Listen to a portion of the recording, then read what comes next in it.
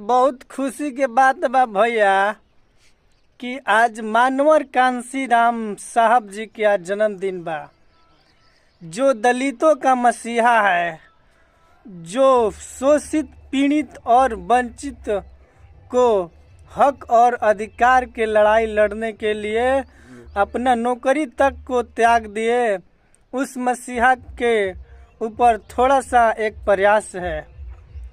अरे मानवर कांसी जी ने किया बड़ा काम है, पार्टी स्थापना करके दिए बहुजन नाम है। मानवर कांसी जी ने किया बड़ा काम है, पार्टी स्थापना करके दिए बहुजन नाम है। नीला झंडा और हाथी निशान है, नीला झंडा और हाथी निशान है।